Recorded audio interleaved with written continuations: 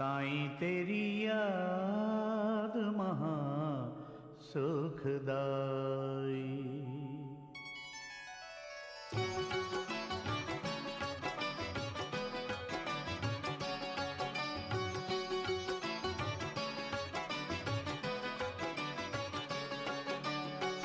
साईं तेरी याद महा सुखदाई। साईराम वर्तमान आम 16 एवं 17 अध्याय पारायण करवा। आपण माने मन दे शुणु। साईराम शीघ्र ब्रह्मज्ञान प्राप्ति, ब्रह्मज्ञान पाई योग्यता, बाबांकर उपदेश, बाबांकर वैशिष्ट्य। शीघ्र ब्रह्मज्ञान प्राप्ति यही दुई अध्याय जड़े धनी व्यक्ति किपरि बाबा ठारू अविलंबे ब्रह्मज्ञान पाइबाकू इच्छा करथिले ताहा वर्णित होइछि। गत अध्याय श्री चलकरंकर क्षुद्र समर्पणर संकल्प किपरि भावरे पूर्ण होला ताहा वर्णना करा जायतिला। सेही कथा द्वारा श्री साई बाबा यह दर्शाइथिले जे प्रेम तथा भक्तिपूर्वक अर्पण करा जायतिबा तुच्छ वस्तु को मध्य से आनंदर सहित ग्रहण करिनियंती, किंतु अहंकार युक्त मूल्यवान उपहार को से अस्वीकार देई सच्चिदानंद स्वरूप होइतिबारु से बाह्य व्यवहार को विशेष महत्व न देई विनम्रता तथा आदरर सह दिया जाइतिबा उपहार को आनंदर सह ग्रहण करती। यथार्थरे सद्गुरु श्री साईनाथଙ୍କ ଠାରୁ अधिक दयालु आउ केही होई न पारती। तांकर तुलना चिंतामणि अर्थात इच्छा पूर्णकारी मूल्यवान पथर कामधेनु इच्छा पूर्ण करुथुबा पुराण वर्णित गाई तथा कल्पतरु इच्छा पूर्णकारी वृक्ष सह मध्य तुलना करा जाई न पारे, कारण सेमाने मनुष्यर इच्छा अनुଯାयी द्रव्य देइथांती, किंतु सद्गुरु आमर कल्पना और ज्ञान बहिर्भूत उपयुक्त पदार्थ को आशीर्वाद स्वरूप देइथांती। ब्रह्मज्ञान प्राप्तिर इच्छा नहीं जड़े धनी व्यक्ति को श्री साई बाबा किपरि उपदेश देले ताहा वर्णना करा जिवो। धनिकंक ब्रह्मज्ञान जड़े धनी व्यक्ति पाखरे समस्त प्रकार सुख सुविधा अचलाचल संपत्ति घोड़ा भूमि दासदासी थिला। जेतेबेले से बाबांकर कीर्ति विषय शुणिले सेतेबेले निजर मित्र को कहिले मोर आ कौनसी वस्तु पाई अभिलाष नाही, एणु शिरडी जाई बाबा ठार ब्रह्मज्ञान प्राप्त करवा उचित। जदि ब्रह्मज्ञान मिल जाए तेबे मु सुखी हेबी। ताको मित्र ताको बुझाई कहिले ब्रह्मज्ञान पाइबा एते सहज नुहे, विशेषकरी तुम परी सांसारिक मोहग्रस्त व्यक्ति ताहा अति कठिन। अन्य को दान स्वरूप पैसाटे देउनथुबा तुम परी जने व्यक्ति को किए बा ब्रह्मज्ञान दे पारिबो। मित्रंकर परामर्श को कर्णपात न करी सेही धनिक व्यक्ति गोटे टांगा चढ़ी शिरडी आसिले एवं सीधा मस्जिद रे पहुंचिले। बाबांक दर्शन करिबा परे बाबांक चरण रे पड़ी प्रार्थना करी कहिले बाबा आपण एठाको आसुथिबा समस्त भक्तों को अल्प समय मध्यरे ब्रह्म दर्शन कराई दियंती। यह सुनी मु बहुत दूररू एठाको आसीछि एवं क्लांत होई पड़िछि। मते ब्रह्मज्ञान मिलिगले मोर एही यात्रार कष्ट सफल होला बोली भाबिबी। बाबा कहिले हे मोर प्रिय बंधु तुमे एपरि अधीर हो नाही, मु तुमको शीघ्र ब्रह्म दर्शन कराई देबी। मोर समस्त व्यवहार नगद पैसा उपरे आधारित तथा बाकी बा उद्धार कौनसी प्रश्न नाही। सेतिपाई अनेक लोक धन स्वास्थ्य शक्ति मान पद आरोग्य और अन्य भौतिक वस्तुर इच्छा पूरण पाई मो पाखक आसती। ब्रह्मज्ञान प्राप्ति पाई मो पाखक केही आसीबा अति विरल। भौतिक वस्तुर अभिलाष नहीं एठाको आसुथिबा लोकंकर अभाव नाही, किंतु आध्यात्मिक जिज्ञासु मानकर आगमन अति दुर्लभ। एणु तुम परी जड़े महान व्यक्ति एठाको आसी मते ब्रह्मज्ञान देवाकू कहूथिबारु एही मुहूर्त मो पाई अत्यंत शुभ अटे। मु हर्षर सह तुमको ब्रह्म दर्शन कराइबी। एहा कहि सारी बाबा तांको निज पाखरे बसाइले एवं अन्यान्य विषय रे वार्तालाप करिबाकू लागिले। एहा द्वारा भद्रव्यक्ति निजर प्रश्न को किछि समय पाई भूली गले। सेही समय रे बाबा गोटिए बालक को डाकी नंदू मारवाड़ी ठारू 5 टंका धार करी आनिबा पाई कहिले। बालक फेरी आसी जणाइला जे नंदू मारवाड़ी घरे नाहंती एवं तांको घरे ताला पड़िछि। एहा परे बाबा बालकटी को आउ जने व्यापारी को पाखकू पठाइले। एथर मध्य बालकटी पैसा आनिबारे असफल हेला। बाबा पुणी ताहाको आउ 2-3टी जगह को पठाइले, किंतु उद्धार मिलिला नाही। हमको यह जना अछि जे बाबा स्वयं ब्रह्म स्वरूप थिले। एणु प्रश्न उठे बाबा सामान्य 5 टंका धार रे आनिबाकू काहे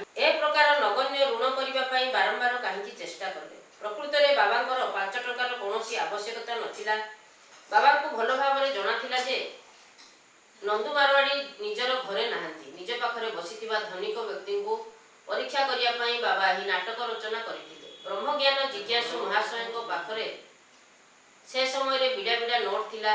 ଯଦି ସେ ପ୍ରକୃତରେ ଜଣେ ଆତ୍ମଜିଜ୍ଞାସୁ ହୋଇଥାନ୍ତେ ତେବେ ସେ ସେଠାରେ ଚୁପଚାପ ବସି ରହି ନଥାନ୍ତେ। ସେ ଜାଣିଥିଲେ ଯେ ବାବା ନିଶ୍ଚୟ ଉଦ୍ଧାର ଫେରସ୍ତ କରିଦେବେ। ଯଦିଓ ବାବାଙ୍କର ଇଚ୍ଛିତ ଧନ ଅତି ନଗଣ୍ୟ ଥିଲା, ତଥାପି ସେତିକି ଦେବା ପାଇଁ ଧନିକ ବ୍ୟକ୍ତି ଜଣକ ଇଚ୍ଛା କଲେ ନାହିଁ। ଏହା ବିଚାର ଯୋଗ୍ୟ ଯେ 5 ଟଙ୍କା ଦେଇପାରୁନଥିବା ବ୍ୟକ୍ତି ବାବାଙ୍କଠାରୁ ବ୍ରହ୍ମଜ୍ଞାନ ପରି ସର୍ବଶ୍ରେଷ୍ଠ ଧନ ପାଇବାର ଆଶା କିପରି କରିପାରେ। ବାବାଙ୍କୁ ପ୍ରେମ କରୁଥିବା ଅନ୍ୟ କୌଣସି ଭକ୍ତ ଯଦି ସେଠାରେ ଥାନ୍ତେ ତେବେ ଚୁପଚାପ ନ ବସି ନିଶ୍ଚୟ 5 ଟଙ୍କା ଦେଇଥାନ୍ତେ। କିନ୍ତୁ ଏ ମହାଶୟ ବାବାଙ୍କୁ ଟଙ୍କା ଯାଚିବା ପରିବର୍ତ୍ତେ ସେଠାରୁ ଶୀଘ୍ର ଫେରିଯିବା ପାଇଁ ବ୍ୟସ୍ତ ହେଲେ ଏବଂ ବାବାଙ୍କୁ କହିଲେ, ବାବା ଦୟାକରି ମୋତେ ଶୀଘ୍ର ବ୍ରହ୍ମଜ୍ଞାନ ଦିଅନ୍ତୁ। ବାବା କହିଲେ, ହେ ବନ୍ଧୁ, ଏହି ନାଟକରୁ ତୁମେ କିଛି ବୁଝିପାରିଲ ନାହିଁ। ମୁଁ ତୁମକୁ ବ୍ରହ୍ମ ଦର୍ଶନ କରାଇବା ପାଇଁ ଚେଷ୍ଟା କରୁଥିଲି। ସଂକ୍ଷେପରେ କହିବାକୁ ଗଲେ ବ୍ରହ୍ମ ଦର୍ଶନ କରିବା ପାଇଁ 5ଟି ବସ୍ତୁ ତ୍ୟାଗ କରିବାକୁ ପଡ଼େ, ଯଥା ପଞ୍ଚପ୍ରାଣ, ପଞ୍ଚ ଇନ୍ଦ୍ରିୟ, ମନ, ବୁଦ୍ଧି ଓ ଅହଙ୍କାର। ଖଣ୍ଡାଧାରରେ ଚାଲିବା ପରି ଆତ୍ମାନୁଭୂତିର ମାର୍ଗ ଅତି କଠିନ ଅଟେ। ଏହାପରେ ବାବା ଏହି ବିଷୟ ଉପରେ ଯେଉଁ ବିସ୍ତୃତ ବ୍ୟାଖ୍ୟା କଲେ ତାର ସାରାଂଶ ନିମ୍ନରେ ଦିଆଗଲା। ବ୍ରହ୍ମଜ୍ଞାନ ବା ଆତ୍ମାନୁଭୂତି ପାଇଁ ଯୋଗ୍ୟତା। ସାଧାରଣ ବ୍ୟକ୍ତିବିଶେଷଙ୍କୁ ପ୍ରାୟତଃ ନିଜ ଜୀବନ କାଳରେ ବ୍ରହ୍ମ ଦର୍ଶନ ପ୍ରାପ୍ତ ହୁଏ ନାହିଁ। ଏହା ପାଇବା ପାଇଁ ମନୁଷ୍ୟଠାରେ କିଛି ଯୋଗ୍ୟତା ରହିବା ଅନିବାର୍ଯ୍ୟ। ପ୍ରଥମ, ମୁମୁକ୍ଷା, ମୁକ୍ତି ପାଇଁ ତୀବ୍ର ଉତ୍କଣ୍ଠା। ଯଦି କେହି ନିଜକୁ ବନ୍ଧନ ଘେରରେ ଥିବାର ଭାବି ସେଥିରୁ ମୁକ୍ତି ପାଇଁ ଇଚ୍ଛା କରେ ତେବେ ସେ ନିଜର ଲକ୍ଷ୍ୟ ପ୍ରାପ୍ତି ପାଇଁ ଦୃଢ଼ ସଂକଳ୍ପ କରିଥାଏ ଏବଂ ସମସ୍ତ ପରିସ୍ଥିତିର ସାମ୍ନା କରିବା ପାଇଁ ପ୍ରସ୍ତୁତ ଥାଏ। ଏହିପରି ବ୍ୟକ୍ତି ଆଧ୍ୟାତ୍ମିକ ମାର୍ଗରେ ଯିବା ପାଇଁ ଯୋଗ୍ୟ ଅଟେ। ବିରକ୍ତି। ସେକେଣ୍ଡ, ବିରକ୍ତି। ଲୋକ ଏବଂ ପରଲୋକର ସମସ୍ତ କର୍ମଜାତ ବସ୍ତୁ ଯଥା ପାର୍ଥିବ ପଦାର୍ଥ, ଧନ ଏବଂ ପ୍ରତିଷ୍ଠା ଇତ୍ୟାଦି ପ୍ରତି ଯଦି ମନରେ ଉଦାସୀନ ଭାବ ଉତ୍ପନ୍ନ ନ ହୁଏ ତେବେ ଆଧ୍ୟାତ୍ମିକ ଜଗତରେ ପ୍ରବେଶର ଅଧିକାର ମିଳେ ନାହିଁ। ଅନ୍ତର୍ମୁଖୀ ଭାବ। ଈଶ୍ୱର ପ୍ରଦତ୍ତ ଆମର ଇନ୍ଦ୍ରିୟ ଗୁଡ଼ିକ ସ୍ୱଭାବତଃ ବାହ୍ୟ ବସ୍ତୁ ପ୍ରତି ବେଶୀ ଆକର୍ଷିତ ହୋଇଯାନ୍ତି। ଏଥିପାଇଁ ଆମ୍ଭେମାନେ ନିଜର ଅନ୍ତର ଅପେକ୍ଷା ବାହାର ଜଗତ ପ୍ରତି ବେଶୀ ଧ୍ୟାନଶୀଳ ହୋଇଥାଉ। ଆତ୍ମଦର୍ଶନ ଏବଂ ଦୈବିକ ଜୀବନ ପ୍ରତି ଇଚ୍ଛୁକ ବ୍ୟକ୍ତି ସର୍ବଦା ନିଜର ଦୃଷ୍ଟିକୁ ଅନ୍ତର୍ମୁଖୀ କରି ଆତ୍ମନିର୍ଣ୍ଣ ହେବା ଉଚିତ। ପାପଶୁଦ୍ଧି। ମନୁଷ୍ୟ ଦୁଷ୍ଟ ପ୍ରକୃତି ତ୍ୟାଗ କରି ଦୁଷ୍କର୍ମରୁ ଦୂରେଇ ରହିବା ଉଚିତ। ଏହାଦ୍ୱାରା ଅନ୍ତର ଶାନ୍ତ ତଥା ଚିତ୍ତସ୍ଥିର ହୋଇଥାଏ। କେବଳ ବୁଦ୍ଧି ଦ୍ୱାରା ଆତ୍ମଜ୍ଞାନ ଲାଭ କରିବା ଅସମ୍ଭବ। ଉପଯୁକ୍ତ ଆଚରଣ। ସତ୍ୟବାଦିତା, ତ୍ୟାଗ, ଅନ୍ତର୍ମୁଖୀ ଭାବ, ସଂଯମ ଏବଂ ବ୍ରହ୍ମଚର୍ଯ୍ୟ ଆଦି ଦ୍ୱାରା ଆଧାରିତ ଜୀବନ ହିଁ ଈଶ୍ୱର ସାକ୍ଷାତକାର ପାଇଁ ଉପଯୁକ୍ତ। 4. ପାପଶୁଦ୍ଧି। ମନୁଷ୍ୟ ଦୁଷ୍ଟ ପ୍ରକୃତି ତ୍ୟାଗ କରି ଦୁଷ୍କର୍ମରୁ ଦୂରେଇ ରହିବା ଉଚିତ। ଏହାଦ୍ୱାରା ଅନ୍ତର ଶାନ୍ତ ତଥା ଚିତ୍ତସ୍ଥିର ହୋଇଥାଏ। କେବଳ ବୁଦ୍ଧି ଦ୍ୱାରା ଆତ୍ମଜ୍ଞାନ ଲାଭ କରିବା ଅସମ୍ଭବ। 5. ଉପଯୁକ୍ତ ଆଚରଣ। ସତ୍ୟବାଦିତା, ତ୍ୟାଗ, ଅନ୍ତର୍ମୁଖୀ ଭାବ, ସଂଯମ ଏବଂ ବ୍ରହ୍ମଚର୍ଯ୍ୟ ଆଦି ଦ୍ୱାରା ଆଧାରିତ ଜୀବନ ହିଁ ଈଶ୍ୱର ସାକ୍ଷାତକାର ପାଇଁ ଉପଯୁକ୍ତ। 6. ଶ୍ରେଷ୍ଠ ବସ୍ତୁର ଗ୍ରହଣ। ବସ୍ତୁ ଦୁଇ ପ୍ରକାରର, ଯଥା ନିତ୍ୟ ଓ ଅନିତ୍ୟ। ନିତ୍ୟ ବସ୍ତୁ ଆଧ୍ୟାତ୍ମିକ ବିଷୟ ସହ ତଥା ଅନିତ୍ୟ ବସ୍ତୁ ସାଂସାରିକ ବିଷୟ ସହ ସମ୍ବନ୍ଧିତ। ମନୁଷ୍ୟକୁ ନିଜର ବିବେକ ଦ୍ୱାରା ଏହି ଦୁଇ ପ୍ରକାରର ବସ୍ତୁ ମଧ୍ୟରୁ ଗୋଟିଏ ବାଛିବାକୁ ପଡ଼ିଥାଏ। ବିଦ୍ୱାନ ବ୍ୟକ୍ତି ସର୍ବଦା ଅନିତ୍ୟଠାରୁ ନିତ୍ୟକୁ ଶ୍ରେୟସ୍କର ମଣିଥାଏ ଏବଂ ମୂଢ଼ମତି ବ୍ୟକ୍ତି ଆସକ୍ତିର ବଶୀଭୂତ ହୋଇ ଅନିତ୍ୟକୁ ହିଁ ଶ୍ରେଷ୍ଠ ଭାବିଥାଏ। 7. ମନ ଏବଂ ଇନ୍ଦ୍ରିୟ ନିୟନ୍ତ୍ରଣ। ଶରୀର ଏକ ରଥ ସଦୃଶ ତଥା ଆତ୍ମା ତାହାର ସ୍ୱାମୀ, ବୁଦ୍ଧି ତାହାର ସାରଥୀ, ମନ ଲଗାମ ଏବଂ ଇନ୍ଦ୍ରିୟ ତାହାର ଘୋଡ଼ା ସଦୃଶ ଅଟନ୍ତି। ଇନ୍ଦ୍ରିୟ ନିୟନ୍ତ୍ରଣ ହିଁ ଏହି ରଥର ଉପଯୁକ୍ତ ମାର୍ଗ ଅଟେ। ସୀମିତ ବୁଦ୍ଧିଯୁକ୍ତ ବ୍ୟକ୍ତିର ମନ ଚଞ୍ଚଳ ଥାଏ ଏବଂ ତାର ଇନ୍ଦ୍ରିୟ ଗୁଡ଼ିକ ସାରଥୀର ଚଞ୍ଚଳ ଘୋଡ଼ା ସଦୃଶ। ତେଣୁ ସେମାନେ ନିଜର ଗନ୍ତବ୍ୟ ସ୍ଥାନରେ କଦାପି ପହଞ୍ଚି ପାରନ୍ତି ନାହିଁ ଏବଂ ଜନ୍ମ ମୃତ୍ୟୁର ଚକ୍ର ମଧ୍ୟରେ ସର୍ବଦା ଆବଦ୍ଧ ରହିଥାନ୍ତି। କିନ୍ତୁ ମନକୁ ନିୟନ୍ତ୍ରଣ କରିପାରୁଥିବା ବିବେକବାନ ବ୍ୟକ୍ତି, ଯେଉଁମାନଙ୍କର ଇନ୍ଦ୍ରିୟ ଉତ୍ତମ ଘୋଡ଼ା ପରି ସାରଥୀର ଆଜ୍ଞା ମାନନ୍ତି, ସେମାନେ ହିଁ ନିଜର ଲକ୍ଷ୍ୟ ସ୍ଥାନରେ ପହଞ୍ଚି ପାରନ୍ତି, ଅର୍ଥାତ୍ ଆତ୍ମଜ୍ଞାନ ପ୍ରାପ୍ତ ହୋଇ ଜନ୍ମ ମୃତ୍ୟୁ ଚକ୍ରରୁ ଉଦ୍ଧାର ପାଆନ୍ତି। ଯେଉଁ ବ୍ୟକ୍ତି ନିଜର ବୁଦ୍ଧି ଦ୍ୱାରା ମନକୁ ବଶ କରିପାରେ ସେ ନିଜର ଲକ୍ଷ୍ୟ ପ୍ରାପ୍ତ କରି ସର୍ବଶକ୍ତିମାନ ଭଗବାନ ବିଷ୍ଣୁଙ୍କ ଲୋକରେ ପହଞ୍ଚିପାରେ। 8. ମନର ପବିତ୍ରତା। ଯେତେବେଳ ପର୍ଯ୍ୟନ୍ତ ମନୁଷ୍ୟ ନିଷ୍କାମ କର୍ମ କରେ ନାହିଁ ସେତେବେଳ ପର୍ଯ୍ୟନ୍ତ ଚିତ୍ତଶୁଦ୍ଧି ଏବଂ ଆତ୍ମଦର୍ଶନ ଅସମ୍ଭବ। ବିବେକ ଏବଂ ବୈରାଗ୍ୟ କେବଳ ଶୁଦ୍ଧ ଚିତ୍ତ ଦ୍ୱାରା ହିଁ ଜାଗ୍ରତ ହୋଇଥାନ୍ତି। ଏହାଦ୍ୱାରା ଆତ୍ମ ଉପଲବ୍ଧି ମାର୍ଗରେ ପ୍ରଗତି ମିଳିଥାଏ। ଅହଙ୍କାର, ଆସକ୍ତି ଏବଂ ବିଷୟ ବାସନା ଆଦି ପ୍ରବୃତ୍ତି ଗୁଡ଼ିକ ଆତ୍ମାନୁଭୂତିର ପଥରେ ପ୍ରତିବନ୍ଧକ। ମୁଁ କେବଳ ଏହି ଶରୀର ଅଟେ, ଏହି ଧାରଣା ଭ୍ରମାତ୍ମକ। ନିଜ ଜୀବନର ଧ୍ୟେୟ ହେଉଛି ଆତ୍ମସାକ୍ଷାତକାର। ଏଥିପାଇଁ ଦେହ ପ୍ରତି ଥିବା ଆସକ୍ତି ବର୍ଜନୀୟ। 9. ଗୁରୁଙ୍କ ଆବଶ୍ୟକତା। ଆତ୍ମଜ୍ଞାନ ତତ୍ତ୍ୱ ଅତ୍ୟନ୍ତ ଗୂଢ଼ ଏବଂ ରହସ୍ୟମୟ। କେବଳ ନିଜର ଚେଷ୍ଟା ଦ୍ୱାରା ଏହା ପ୍ରାପ୍ତ କରିବା ସମ୍ଭବପର ନୁହେଁ। ସେଥିପାଇଁ ଜଣେ ଆତ୍ମସାକ୍ଷାତକାର ପ୍ରାପ୍ତ ଗୁରୁଙ୍କର ସହାୟତା ଏକାନ୍ତ ଆବଶ୍ୟକ। ବହୁ ପରିଶ୍ରମ ଏବଂ କଷ୍ଟ କରି ମଧ୍ୟ ଅନ୍ୟମାନେ ଯାହା ଦେଇପାରନ୍ତି ନାହିଁ, ତାହା ଜଣେ ସମର୍ଥ ଗୁରୁ କେବଳ ନିଜ କୃପା ଦ୍ୱାରା ଦେଇପାରନ୍ତି। ଯାହାର ସ୍ୱୟଂ ଆତ୍ମସାକ୍ଷାତକାରର ମାର୍ଗରେ ଚାଲିବାର ଅନୁଭବ ରହିଛି, ସେ ହିଁ ସରଳତା ପୂର୍ବକ ଶିଷ୍ୟକୁ ଆଧ୍ୟାତ୍ମିକ ଉନ୍ନତି ପଥରେ ମାର୍ଗଦର୍ଶନ କରାଇପାରେ। 10. ଈଶ୍ୱର କୃପା।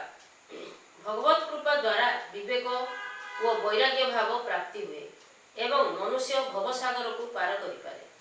ଏହି ପ୍ରକାର ଅନୁଭୂତି ବିଦ୍ୟା, ବୁଦ୍ଧି ତଥା ଶୁଷ୍କ ବେଦ ଅଧ୍ୟୟନ ଦ୍ୱାରା ସମ୍ଭବପର ନୁହେଁ। କଠ ଉପନିଷଦ ଅନୁସାରେ ଯେଉଁ ବ୍ୟକ୍ତିକୁ ଆତ୍ମା ବରଣ କରିଥାଏ, ତାରି ପାଖରେ ହିଁ ଆତ୍ମା ନିଜର ସ୍ୱରୂପ ପ୍ରକଟ କରେ ଏବଂ ସେହି ବ୍ୟକ୍ତି ହିଁ ଆତ୍ମଜ୍ଞାନ ପ୍ରାପ୍ତ କରେ। ବର୍ତ୍ତମାନ ଆମେ ବାବାଙ୍କ ଉପଦେଶ ବିଷୟରେ ପାରାୟଣ କରିବା।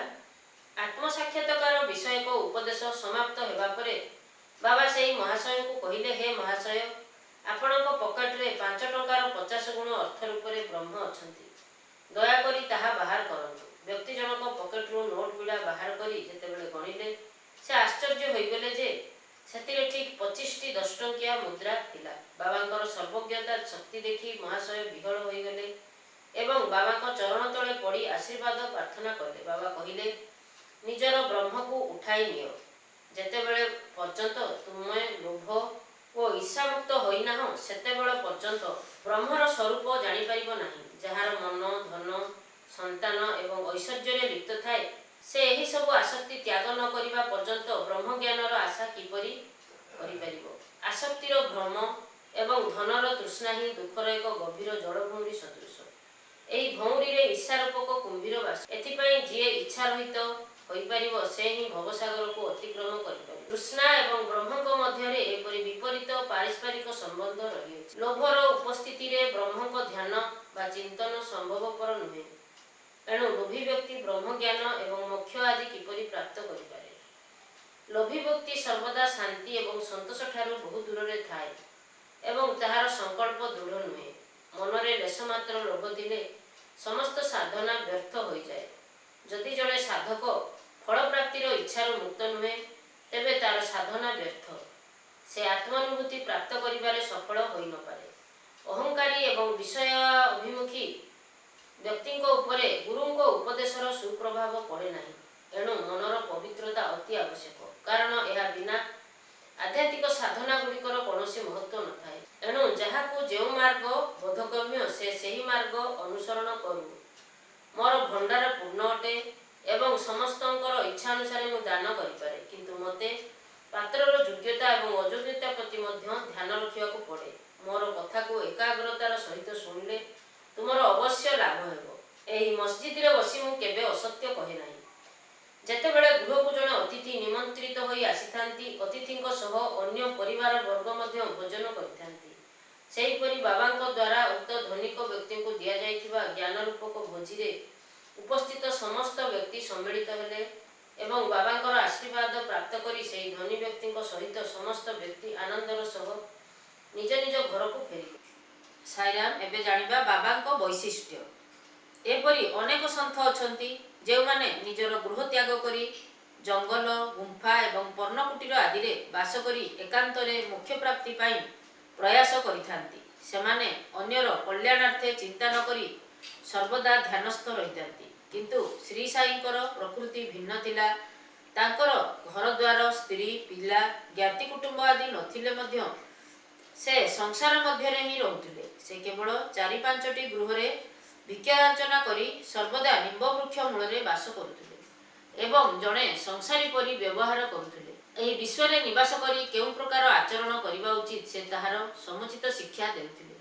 एपरि सन्थ विरल जे कि निजर भगवत प्राप्ति परे मध्य अन्यमानंकर कल्याण पाई यत्नशील रुहंती। एभଳି सन्थ मानक मध्यरे श्री साई बाबा ही अग्रगण्य।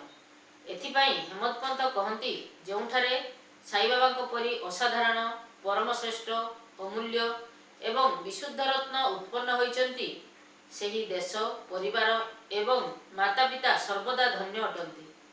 श्री सद्गुरु साईनाथ अर्पणमस्तु।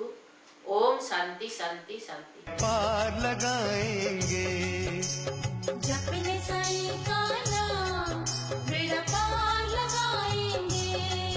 बस एक कदम तू बढ़ा, बस एक कदम तू बढ़ा, 100 कदम बढ़ाएंगे।